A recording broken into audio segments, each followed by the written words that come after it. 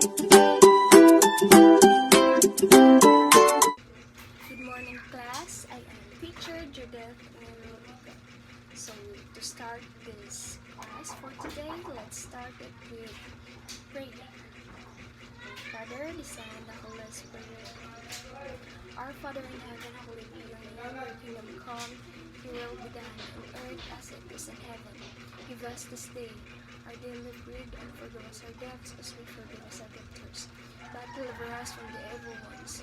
For yours is the kingdom and power and the glory forever. Amen. Father, the Son, and the Holy Spirit. Amen. Good morning, class. So, to start our class for today, let me check your attendance first. So, if your name is called, raise your hand and say present. Okay? So, Achilles Angel C. So, Margili Roseman L. Okay? Castellano Bernadette M. Okay? Yaga Justin K. M. Okay? Ninya Kividu C. Okay? So, since you're all around, let's give ourselves a round of applause. So, to start my discussion, let me show you a video first. So, here's the video. Hey guys, so I decided to make a video series dedicated to the 12 principles of animation, as described by the legendary animators Frank Thomas and Ollie Johnston. So the first principle is squash and stretch. This is the principle that animated objects will get longer or flatter to emphasize their speed, momentum, weight, and mass. Here's a bouncing ball that has squash and stretch. And here is one without squash and stretch. See the difference? The amount that an object squashes and stretches says something about its mass.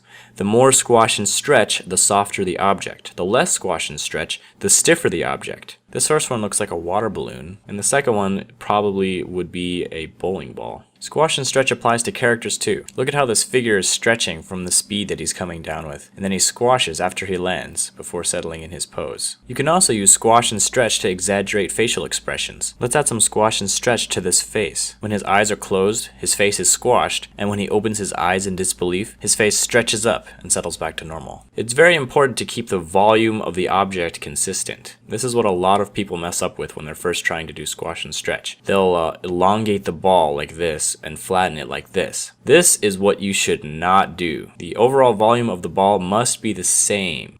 So as the ball gets longer, it also gets narrower. When it gets flatter, it also gets wider. The same goes with cubes. If you're going in with one line, the other lines must go in the opposite direction. The cube should start out narrow, get flat, get narrow again, and then rest. In-betweening with cubes is easy because you can measure the line in between the two lines and then connect them to make the cube. If you master squash and stretch with cubes, the next step is to try to do it in 3D. Another important note is that the ball does not have to be stretching the entire time that it's falling. When it's just starting to fall, it should have its normal shape for the most part. And then when it's just about to hit the bottom, that's when it has the most stretch. So do not overdo squash and stretch in this sense. Alright, the second principle of animation is called anticipation. This is when a character prepares for an action to give the audience a clue as to what is happening next, as well as to make the action appear more realistic. One example is when a character is about to jump. Before leaping into the air, he has to prepare for the action by crouching down to build energy. It's like a spring that coils up before releasing. Look at this character jumping without any anticipation. It looks very unrealistic because the energy to jump comes out of nowhere. Here's another example, a punch. To add power to the punch and communicate to the viewers that he is about to punch, he reaches his arm back and then punches. By contrast, having no anticipation results in a very weak punch. You'll see this in a lot of cartoons. Before running, a character will wind up before taking off. In the previous video about squash and stretch, this face actually uses anticipation as well. Instead of immediately stretching up, The face squashes first, to anticipate the stretch and give it more power. Anticipation helps communicate actions to the audience by preparing them for the next action. This can happen in many ways. If a character is about to take something out of their pocket, they make their hand very visible and up in the air before going into the pocket. Otherwise, the audience might miss it and wonder how they got that object in the first place. The most important thing is that the viewer notices the hand and the pocket, so the character cannot be performing any competing actions. Let's say that something's about to happen on the right. A character may prepare for that action by pointing their eyes and head to look in that direction, leading the viewers to also look there. It's important to make it as easy as possible for the audience to understand what's going on without having to watch it twice.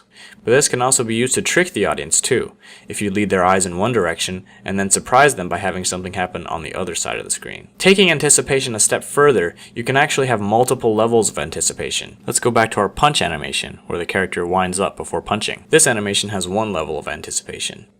Now look at this one. The character is actually winding up for his wind up by going forward, then winding up, and then before punching, he throws his other arm back to further anticipate the punch. This punch is very complex. It's actually similar to what a baseball pitcher does when he's getting ready to throw the ball. So the third principle of animation is called staging. Staging is the presentation of any idea so that it is completely and unmistakably clear. This is a very broad principle because it covers so many areas of animation. It can apply to acting, timing, camera angle and position, and setting. So when you're animating, you want to be in full control of where the audience is looking. You're essentially saying, look at this, now look at this, and now look at this. This control is achieved through staging. All of the elements of the scene work together to move the viewer's eyes around the screen. Here's an example of bad staging. The characters are competing for stage presence, so the viewer doesn't know which one to look at. The camera has a lot to do with this. It's important to know when to be close up and when to be far away. Buuin ang sustansya sa umaga with Alaska Fortified.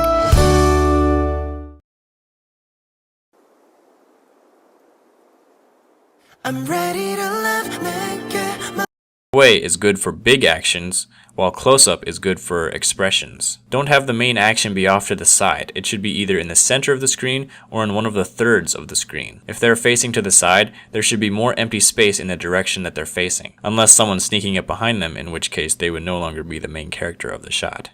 The main action of the scene should be very clear and simple. It can't be upstaged by other things that are going on. This takes attention away from the main point. It should also have proper timing. Let one action finish before the other person starts their action, instead of overlapping them. Sometimes you need to insert pauses if there's something on screen that needs to be processed by the viewer before moving on. Sometimes if there's any text on the screen, you should keep it on screen for as long as it takes to read it out loud 3 times. But it's not just about controlling the viewer's eyes, it's also about conveying ideas. If a character is sad, for example, you want to make sure that the viewer knows that and feels that. If someone's house is supposed to be very poor and decrepit, go over the top to make sure that they get it, and don't have any objects that detract from that purpose. Let's take this scene and give it the staging treatment. This fat guy is eating pizza. The idea that we want to convey is that he is a severe overeater. So let's set the stage more. Let's give him more pizza and put piles of pizza boxes behind him and stains on his shirt. Let's move the camera down below him to make him look bigger. And let's change his acting so that his weight actually gets in the way of his eating, so he can't even reach for the soda without falling over. Now let's make sure to time it right so he notices the soda and then reaches for it. Now the idea is very clear. Alright, so the fourth animation principle is called straight ahead and pose to pose. This term describes 2 methods used to animate drawings. The first method, straight ahead, is where you draw the first drawing, and then you draw the second drawing, and then the third drawing, and so on. It's basically animating as you go. The second method, pose to pose, is where you draw the beginning and end of each main pose and go back later to fill in the drawings in between. So there are benefits to both methods. Pose to pose is generally better for most actions because it gives you the most control. You have a good idea of what the action is going to look like very early in the process. So instead of worrying if the character is going to end up in the right place, you decide where they end up from the beginning and work backwards. Also, using straight ahead animation can lead to the character changing size or being on a different level from beginning to end. Pose to pose can save you a lot of work. If you were to animate a whole sequence straight ahead and then realize that one pose is off, you would have to change several drawings to fix that one pose. But with pose to pose, you do the main poses to see if it feels right, and you can catch problems early on. Straight ahead animation, on the other hand, is good for animation that is unpredictable. Some examples of this include fire, water particles, clouds of dust, explosions. The reason why straight ahead works well is because there are laws of physics that work at a constant rate, and it's hard to predict how it will work pose to pose. So when animating fire, for example, you just go with the flow based on what you know about fire, and let the fire kind of create itself. If we were to look at the beginning and end, we wouldn't even know how to in between it. However, you can still use pose to pose to make the general shapes, and fill it in between to make it smoother. Another example of unpredictable animation is overlapping action, which will be covered in depth in the next video. Let's say that a character has floppy ears. You could draw the figure with his ears for each pose and just draw the in-betweens accordingly, but another method is to animate the figure using pose to pose without the ears, and then going through and adding the ears using straight ahead. This is good because you can focus on the figure's movements without the distraction of having to do his ears, and you can also focus on the physics of his ears without the distraction of his body's movement. This also applies to hair, tails, and other appendages. When you work pose to pose, there's some vocabulary that goes into it. There are main poses called keys, secondary poses called extremes, and further broken down poses called breakdowns. Make the keys first, perfect them, then decide the farthest the character will go in each direction using extremes, and then decide how you want the extremes to connect using breakdown poses. At this point, you can start in-betweening. Working with this sort of hierarchy will give you the most control, as opposed to doing your pose to pose straight ahead, so to speak. This is like pose to pose within pose to pose, because you are perfecting the poses at each level before moving down to the next level. Alright, so the next principle of animation is called follow-through and overlapping action. This is the technique of having body parts and appendages drag behind the rest of the body and continue to move when the body stops. Follow-through and overlapping action are often associated with another technique called drag. These names all describe the same thing but in different ways. For example, follow-through refers to the way parts of the body continue to move after the body has stopped. Overlapping action describes the offset between the timing of the main body and its other parts. Drag describes the technique of delaying the movement of body parts in relation to the main body. All three of these are basically describing different aspects of the same thing. Follow-through and overlapping action add a great deal of realism to a character. Here's a character with and without follow-through and overlapping action. Basically, when the main body moves, the tip of the appendage should be the last to catch up, and when the body stops, the tip should follow through the farthest before settling back. This is true of not just appendages, but the whole body as well. When coming to a stop, often the body will follow through and then come back. Just as a character needs to anticipate his jump, he also needs to follow through his land. Sometimes the extra skin on a character can be treated as a separate entity with drag and follow through. Similar to squash and stretch, the amount of drag that you give something says something about its mass. The first one is like a TV antenna, while the second one is like a feather. It's usually easier to add the appendages after the animation of the main body is finished. When adding hair, for example, use the previous frame as an indicator of where the hair should be stretched towards. Since it has drag, it should be dragging from where it was in the last frame. In addition, make sure to let the hair follow through when the body comes to a stop. Arms are a good place to insert follow-through and overlapping action. Have the elbows lead the arm's actions. The elbow comes first, followed by the forearm, and then the hand. This is true even when walking. The forearms drag slightly behind the elbows, and the hands drag slightly behind the forearms. Overlapping action helps to break up an animation to make it more interesting. If we offset the movement of the arms and legs, the animation appears more graceful. If a character is standing up from the ground, we could offset the top half from the bottom half to make it look less easy and more realistic. Alright, so the next principle is called slow in and slow out. This principle refers to the way pretty much all movement starts slowly, builds speed, and finishes slowly. This is one of the most important principles to achieving lifelike motion. Without slow in and slow out, things feel mechanical. That's because robots are one of the only things that actually move their parts at a constant speed. To use this principle in 2D animation, you take your extreme poses, draw a single in-between, and then draw in between those, then only in between the drawings closest to the extremes until you're satisfied with the amount of slow in and slow out. With 3D animation and motion graphics, adding slow in and slow out is a matter of changing the motion curves from linear to spline by adjusting the Bezier handles. As time progresses, the object starts slow, gets fast, and ends slowly. Use it wisely. For example, you wouldn't add a slow out to a bouncing ball as it's colliding with the ground, but you would add it as it's bouncing back up. You wouldn't add it to a bullet coming out of a gun, but you would add it as the gun comes up due to whiplash. Using this principle can allow you to only have to draw one in-between if the motion is quick enough. Draw one in-between and then add another frame on either end with the drawing slightly skewed in the correct direction, and then it's done. Sometimes you don't even have to add the one in-between. This kind of motion can be achieved in 3D with very extreme curves. Many people starting out with animation get impatient and draw the next frame very far away from the beginning. It's very unrealistic for a character to go from completely still to super fast, so adding a few drawings to ease into it will fix the problem. A good way to fix a choppy animation is to analyze the space between the drawings. They should be evenly spaced, with drawings closer together at the beginning of the action and at the end of the action, and drawings farther apart in the middle. Alright, the 7th principle of animation is called arcs. So very few organisms are capable of movements that have a mechanical in and out or up and down precision. Most living creatures will move in a circular path, otherwise known as an arc. So let's say that we were given these key poses and were told to fill in the poses in between. Simply taking the midway point between the poses will not work, because this looks way too mechanical. The ball needs to follow an arc. Of course, we also need to consider the slow in and out caused by gravity. When doing this in 3D and motion graphics, we can achieve this effect by keeping the movement in the x-axis constant, but giving the movement in the y-axis a slow in and slow out. This will give the ball its arc. Now let's look at this head turn. Right now it looks pretty dull and straight, but if we add an arc to it, it gives it a little bit more character. Forgetting about arcs can lead to some obvious mistakes. For example, we may in-between this movement by calculating the midpoint like this and cause the shape of the object to shrink. If we were to draw a simple arc as reference, then this movement would be a lot easier and more realistic. Arcs can be added to almost any figure movement. This guy is landing on the ground. Let's have his body settle in an arc.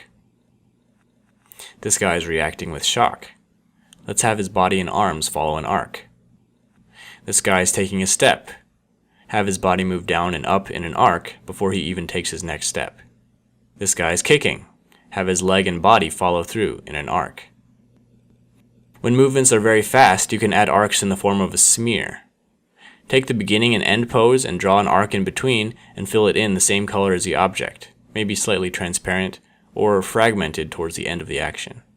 Okay, the next principle is called secondary action. This principle is often associated with overlapping action, although according to Frank and Ollie, it means something very different. Secondary action describes gestures that support the main action to add more dimension to the character animation.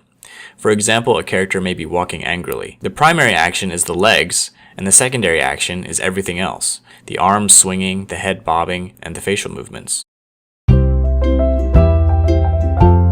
Okay ba to? Tama ba to? I guess until now.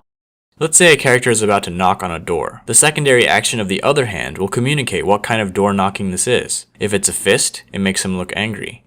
If it's dainty, it gives him a graceful, happy vibe. If it's tucked close while the head looks back and forth before knocking, it communicates that he doesn't want to be discovered. This guy is picking up a box. We can give him more personality by having him rub his hands together and twiddle them in the air while getting ready to pick it up. It's important not to let the secondary action dominate the primary action. If a figure has a sad expression that should be seen, and we are adding a secondary action of wiping away a tear, the hand shouldn't cover the face. On the other hand, don't let it go unnoticed. People might not even notice that there's a tear there unless you give it its own time. This is why the principle of staging is very important in secondary action. So let's take this simple bite animation and give it some secondary action. First, let's make him lick his lips to show that he's hungry. Next, let's make him close his eyes and have his eyebrows go up, showing that he likes it. Last, let's make him shake his head because he cannot believe how good it tastes. The primary action is the bite, but all the secondary actions add more dimension to the bite. So the next principle is called timing. This principle states that the personality and nature of an animation is greatly affected by the number of frames inserted between each main action. Basically, if you have many drawings that are very close together in between the two main poses, the action will be very slow. If you have very few drawings set far apart from each other, the action will be very fast. Less drawings means fast, more drawings means slow. One simple action can have 10 different meanings depending on how many frames you give it. This man is leaning from one shoulder to the other. With no in-betweens, it looks like his head is being hit by a tremendous force, nearly snapping off his neck. With one in-between, his head has been hit by a rolling pin or some other object. With two in-betweens, he has a muscle twitch. With three in-betweens, he's dodging the rolling pin or the other object. With four, he's saying, "Move it, get out of here." With five, he's more friendly, saying, "Over here, come on, hurry." With six, he sees the good-looking girl or the sports car he always wanted. With 7, he's trying to get a better look at something. With 8, he's searching for the peanut butter on the kitchen shelf. With 9, he is appraising something very thoughtfully. And with 10 in-betweens, he is stretching a sore muscle. The standard frame rate for movies is 24 frames per second. If one drawing is made for each frame, 24 drawings per second, that is called drawing on ones. If one drawing is made for every 2 frames, that's called drawing on 2s, and every 3 drawings is 3s, and so on. It's actually very common to draw on 2s rather than 1s for a few reasons. First, it cuts the amount of work in half. Second, it actually makes slow actions look smoother than if you were to draw every frame, because the precision needed to draw in between 2 very close drawings can lead to the animation looking jittery. Some would also say that drawing on 2s is better for fast actions as well, because it gives a sparkle and spirit to the animation that would otherwise be too evenly timed and less lively if it were drawn on 1s. But drawing on 1s is necessary when there's a very fast action that needs to be read, often a scramble or a flurry of activity. And it's also everyone's choice how many drawings to put in between poses. Some people draw more or less frames depending on how much movement there is, and this can give a very dynamic effect to the animation. So the next principle is called exaggeration. Basically, every action, pose, and expression can be taken to the next level to increase the amount of impact on the viewer. So the early animators at Disney would get confused because Walt would tell them to add more realism, but then when they changed it, he would criticize the result because it wasn't exaggerated enough. In Walt's mind, there was probably no difference. Making it more realistic didn't mean make the physics and proportions more consistent with reality, but rather make the idea or essence of the action more apparent and real. So if a character was sad, make him sadder. Bright, make him brighter. Worried, make him more worried. Wild, make him wilder. Exaggeration doesn't mean more distorted, but more convincing. It's amazing how you can always add exaggeration. This animation looks finished, right? But let's give it some exaggeration. Now when we compare the two, the first one definitely looks less powerful, even though earlier we thought it was finished. When motions are quick, the exaggeration needs to be bigger in order to be noticed. This still frame looks way too extreme to be realistic, but when you play it in motion, it looks less extreme. That's because a lot of the frames that your eye perceives in a short time are less extreme frames, and only one of them is very extreme. So in order to boost its presence, you can either make it stay on screen longer, or make it more extreme. Since it's hard to tell how much room you have for exaggeration, a good rule to follow is to push the exaggeration level until it actually becomes too much. Then wind it back until you're satisfied with it. This way you see the whole range beforehand instead of shooting in the dark.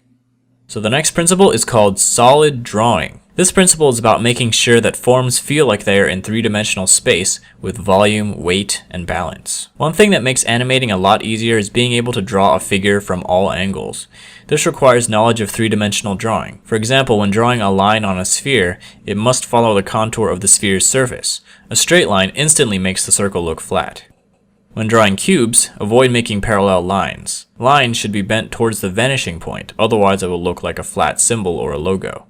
When doing a rough pass of the character, use basic solid shapes like spheres, cubes, and cylinders to construct the character, instead of circles, squares, and rectangles. This will help you be mindful of the space they're in. Another thing you can do is draw perspective lines on the ground to keep track of their distance from the camera, so that you can know when to draw them bigger or smaller. When moving on to the clean line version of your character, be very mindful of overlap, and try to include it whenever possible. Without overlap, everything appears to be on the same plane, but just adding a single line here and there can define where surfaces come out and where they recede. Another thing to note when doing lines is to avoid symmetry. Symmetrical lines look flat. Try to pair a straight line with a curved line, or offset 2 curved lines, so it looks more natural and dynamic. The principle of solid drawing applies to 3D animation as well, in regards to portraying weight and balance in the pose of a character. For example, avoid what's called twinning, which happens when the arms and legs and other paired features are doing the exact same thing. This is a known affliction that animators have to make a conscious effort to avoid. Instead, lean it over to one side, or put one hand on the hips,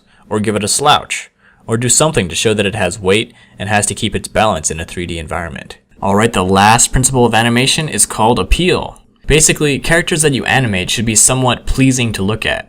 They should have some kind of charismatic aspect to like about them. This doesn't only apply to the hero of the story, but also the villain and every other character. Appeal doesn't always mean good looking, it can also mean interesting. So the villain should be likable in the sense that they are interesting to look at. The tricky thing about this is that everyone has a different standard for what is appealing. However, just giving your character a dynamic design can greatly boost its appeal. Here are 3 steps to doing that. First, use a variety of shapes. Instead of using the same shape for every character, try out different shapes, because there's no limit to the spectrum of crazy configurations that characters can have. Every good character design starts with a clear shape. Second, play with proportions. Cartoonists often magnify the things we find interesting and shrink the things we might find ugly or boring. For example, they might enlarge the head and eyes, shrink the body, and make the hands larger. Finding the aspect of a character that defines his or her personality and blowing it up can often create a more appealing design. Third, keep it simple. Too much information can overcomplicate the character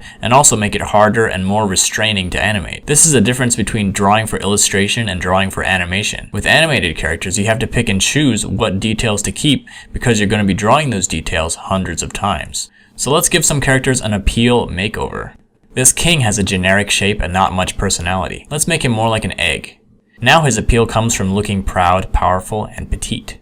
This robot mercenary has too many details to see any personality. Let's pick a few details and emphasize them, remove the rest, and change his shape. Now he has a mysterious appeal to him.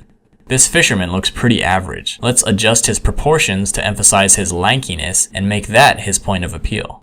So that's all I've got for appeal, and that brings us to the end of our 12-part series. So I thank you for watching it. I had a lot of fun making it, and I actually learned a lot about animation too. I do plan to continue making these videos, and next I will be covering walk and run cycles. So thanks for watching, and I'll see you in the next video.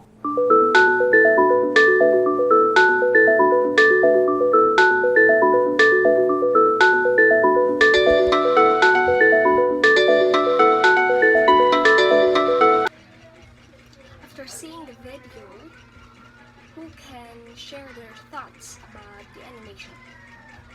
Okay, you, Justin Kate.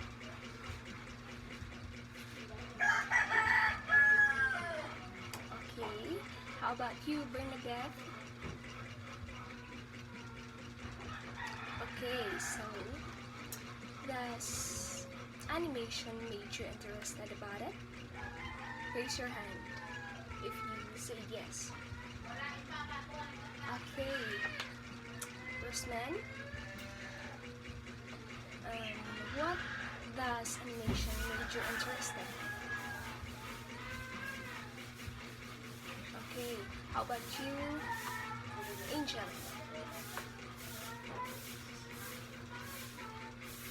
Okay, so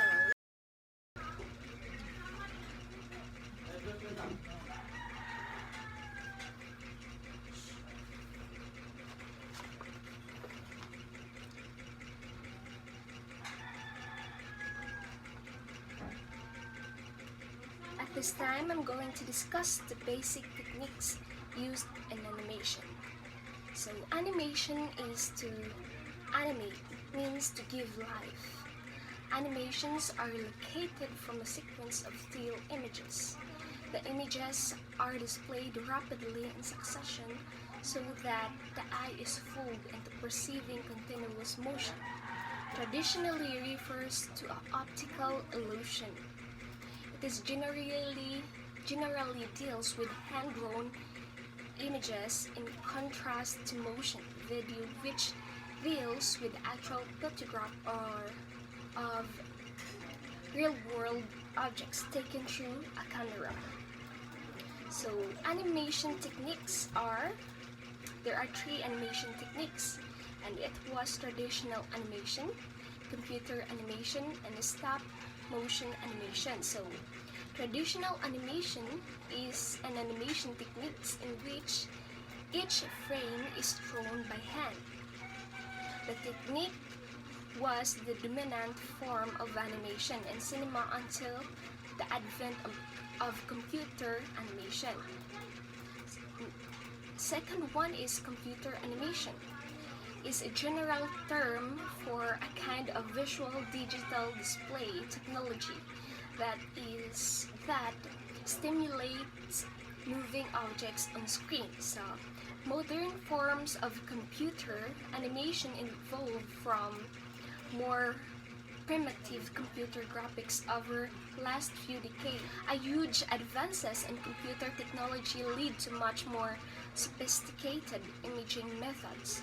So the third one is stop motion animation. It's an animated filmmaking technique in which objects are physically manipulated in small increments between individually photographed frames so that they will appear to exhibit independent motion or change when the series of frames is played back.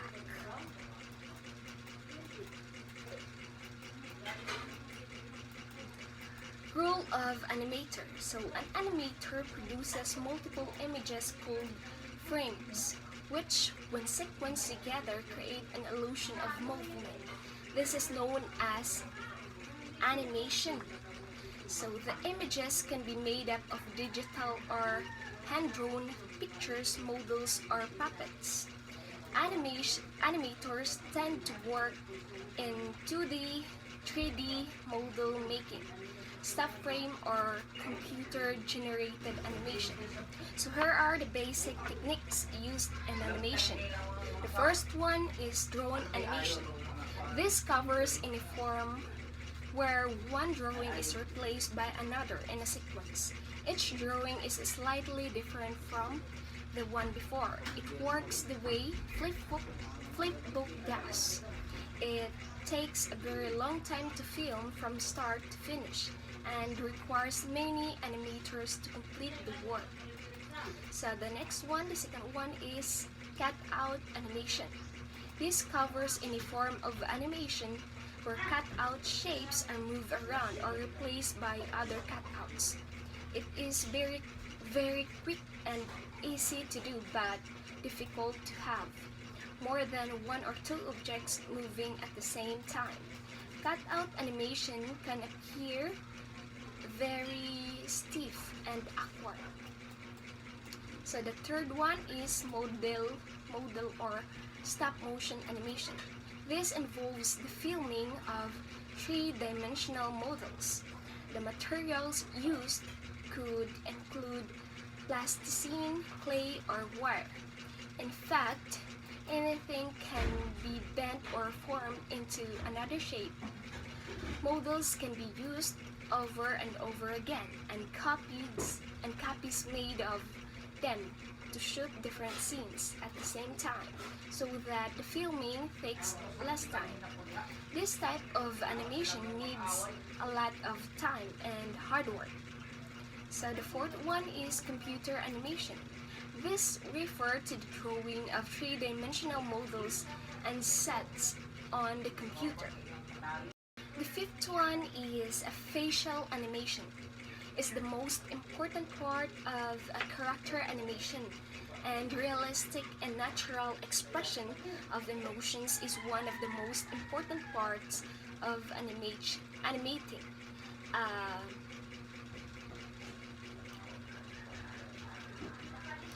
So the fifth one is a facial animation. Facial animation is the most important part of a character animation, and realistic and natural expression of emotions is one of the most important parts of animating a believed character. So the sixth one is limited animation. This technique is intended of having a low budget film production.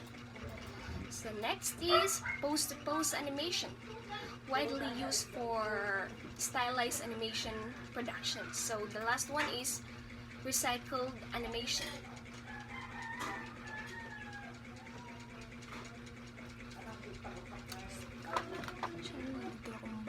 Recycled animation.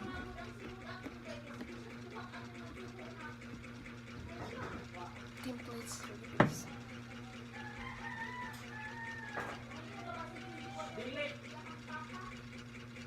Recycled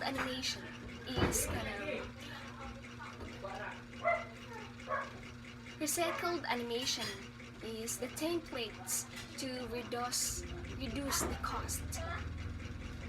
So that's the basic techniques used in animation. In the next activity, you're going to prepare 1/4 sheet of paper. So okay, you have 1/4 sheet of paper already. So write your name and section, then date. Okay, so all you need to do is you will write the answers only in your paper. Then I will give you the definitions and you will write the answer. And then you can answer it in 5 minutes only. So after 5 minutes, we're going to check your answers. Okay? So are you ready? Ready? So 5 minutes starts now.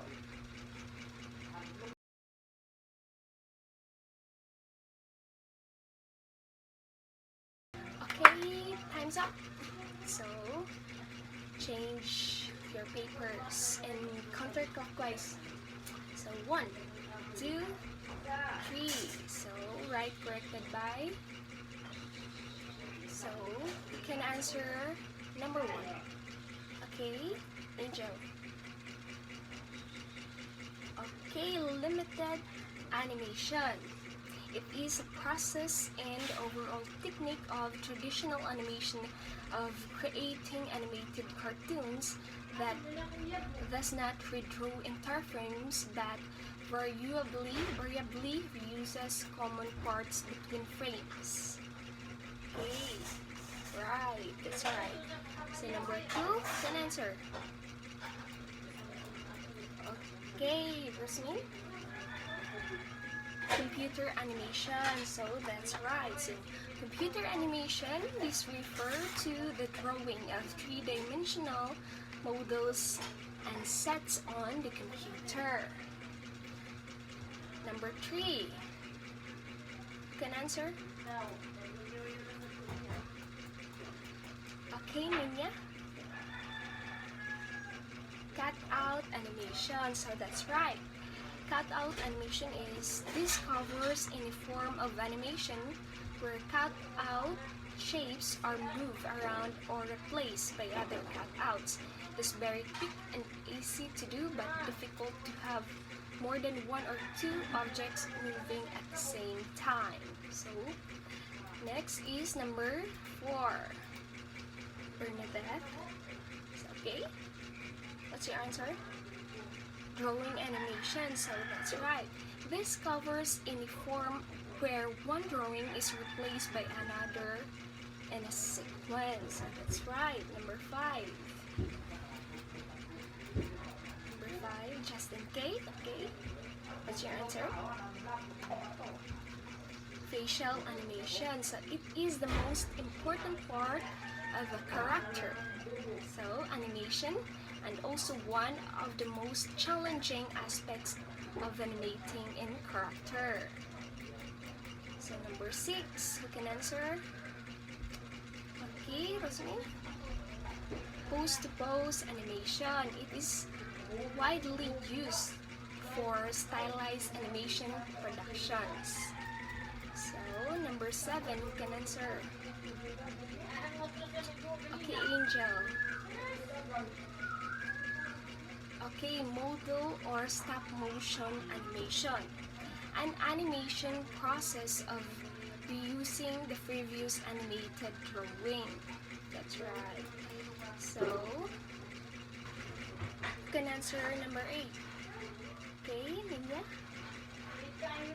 Model or stop motion animation. So, this involves the filming of puppets or any form of 3-dimensional models. You can answer the number 9. Okay, just in case. Cut out animation. So it is very quick and easy to do but difficult to have more than 1 or 2 objects moving at the same time. That was cut out animation. So how about the last one, number 10? Okay, Rosamine.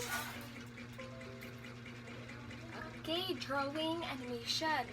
So drawing animation is, it works the way a flip book does. So okay, count your scores and put it at the top of your paper, then pass it forward. So the next activity, I'm going to give you an oral recitation. So the one who will answer or who will oral will have 10 points. So, my question is, as an animator, why is it important to know the principles of animation? Okay, how about you, Rusman?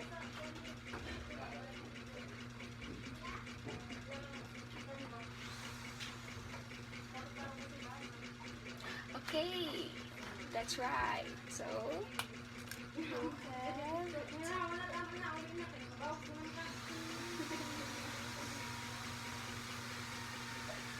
so, so, another one. Okay, you, Angel.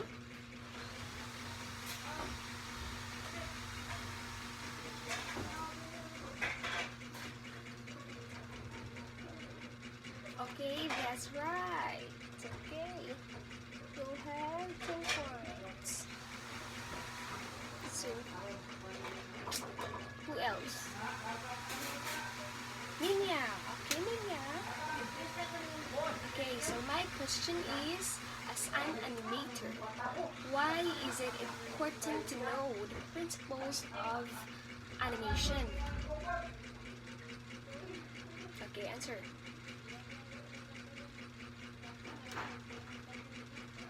Okay, that's right. So you have 10 points.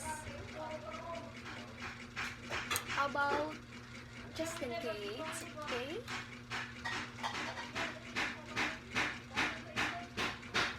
That's right. So you have 10 points.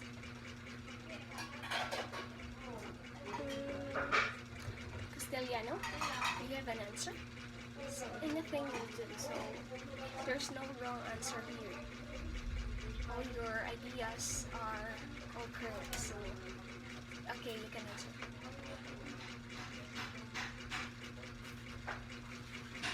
Okay, that's right. You'll have 10 points. So all of you have, all of you get 10 points. So we should give ourselves a round of applause.